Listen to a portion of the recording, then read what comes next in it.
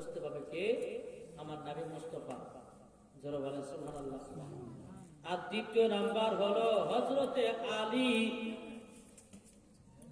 আবু তালেবের বেটা হযরতে আলী, আর আব্দুল্লাহর বেটা নবী মুহাম্মদুর রাসূলুল্লাহ সাল্লাল্লাহু তাআলা আলাইহি ওয়াসাল্লাম। এই গাছতলাতে দুজন ছাড়া আর কেউ বসতে পারবে না। যে বসবে বাবা তার মরণ হবে। বিরাদর ইসলাম মুআদ্দাস সামানিকরাম, ইসলামানিকেরাম, বাবা মুসলমান ভাইয়েরাও, এবার বিরাদর ইসলাম ওইখানকার মালিকটা বলতেছে, বলো গো কাফেররা, তোমরা শোনো শোনো, ইনি তো আখেরি জামানার নবী। তোমরা মুলকের সামনে ব্যবসা করতে চাও না, যদি মুলকের সামনে ব্যবসা করতে চাও এই ছেলেটাকে তারা বাঁচিয়ে রাখবে না। তোমরা ইরানের দিকে যাও, কিন্তু মুলকের সামনের দিকে যাবে না, যাবে না। তোমরা এদিকে ব্যবসা করে বাড়ির দিকে রওনা দিবা। সুবহানাল্লাহ। এদিকে বাবা যেহেতু সেদিকে আপনার ব্যবসা করে নিল, করে নেওয়ার পরে এদিকে বেরাদার মা খাদিজার কাছে একটা চিঠি পাঠিয়ে দিয়েছে। বেরাদারের দিকে মা খাদিজা রাদিয়াল্লাহু তাআলা তিনি বাবা রাত্রে বেলা আরাম করতেছেন। আরাম করতে করতে বাবা স্বপ্ন দেখতেছেন, আসমানের একটা তারা যেন মা খাদিজার বাড়িতে যেন পড়তেছে। সকাল যখন হলো, মা খাদিজা রাদিয়াল্লাহু তাআলা আনহা বাবাজি তিনার চাচা ওয়ারাকা বিন নাফিলের কাছে গেলেন। যাওয়ার পর বলছে, চাচা গো, আমি রাত্রে বেলা একটা স্বপ্ন দেখেছি গো। বলে কি স্বপ্ন? বলে আসমানে একটা তারা যেন আমার বাড়িতে পড়েছে, যেন আলোময় করে দিয়েছে। ও চাচা, এটার স্বপ্নের মানেটা কি হবে গো চাচা? একটু দয়া করে বলুন। আর ওয়ারাকা বিন নাফিল বাবাজি মক্কা শরীফের বিশাল বড় একজন আলেম ছিলেন। যেরকম সুবহানাল্লাহ। এখন ওয়ারাকা বিন নাফিল বলছে, বলে খাদিজা, তোমার তো কপাল খুলে গেছে। বলে কপাল খুলে গেছে মানে? বলে হ্যাঁ।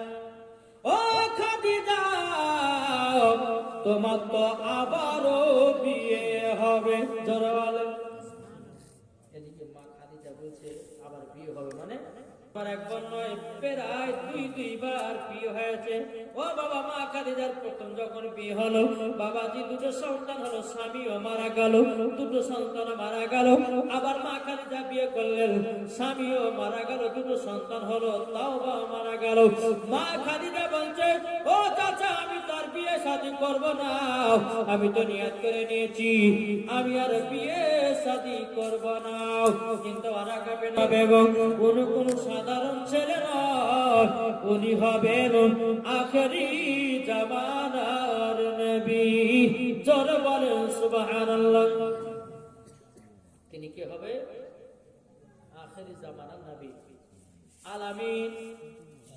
মা খাদিজা বলতেছে, বলো গো চাচা, আলামিন বলতে কোন আলামিন? বলো মক্কার আলামিন। তিনার নাম হলো মুহাম্মদুর রাসূলুল্লাহ সাল্লাল্লাহু তাআলা আলাইহি ওয়াসাল্লাম। বাবা যে ওয়ারাকা বিন নাফিল বলতেছে, ও খাদিজা, তোমার সাথে বিয়ে হবে আখেরি জামানার নবী। জোরে বলেন।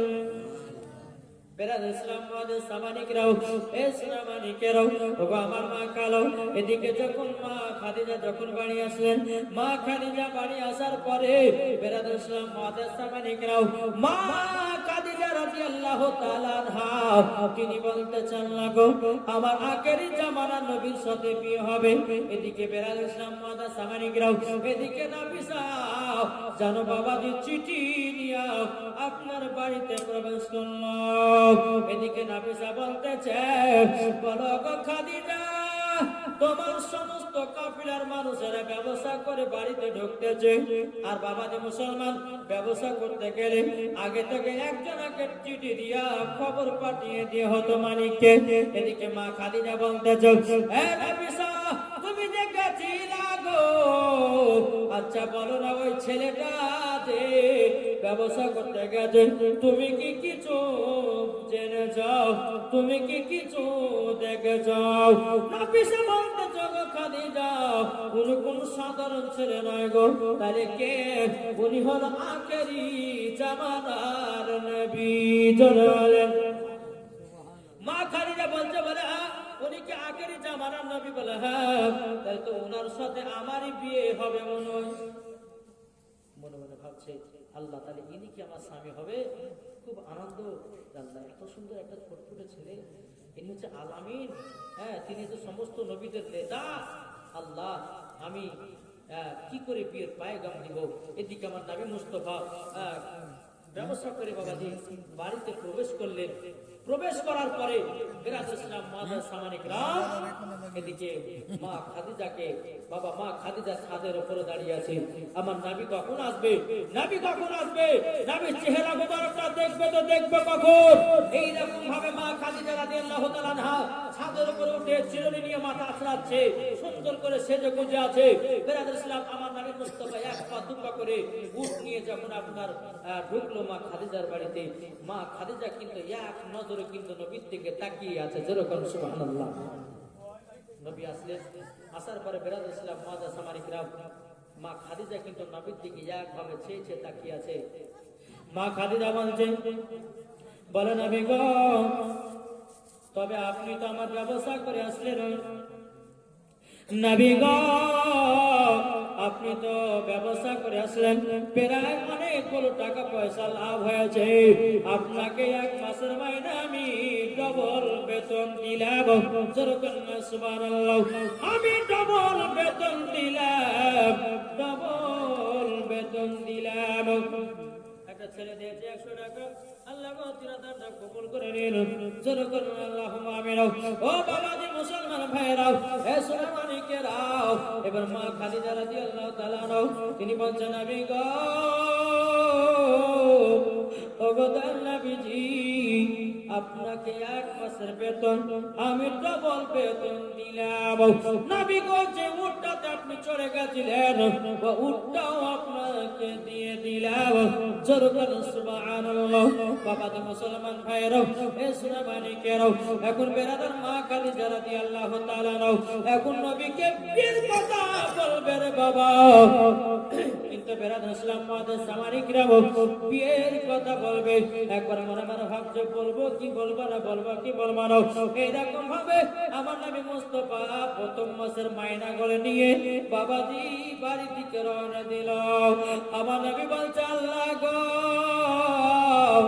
আজকে যদি আমার মা বেঁচে থাকতে গেল, আমার প্রথম মাসের মাইনা আমার মার হাতে তুলে দিতাম।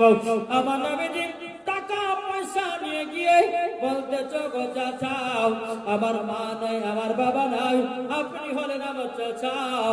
ও গো চাচি, আপনি হলেন আমার মাও।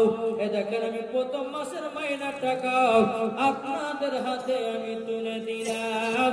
যেরকম সুবহানাল্লাহ। আল্লাহুম্মা সাল্লি আলা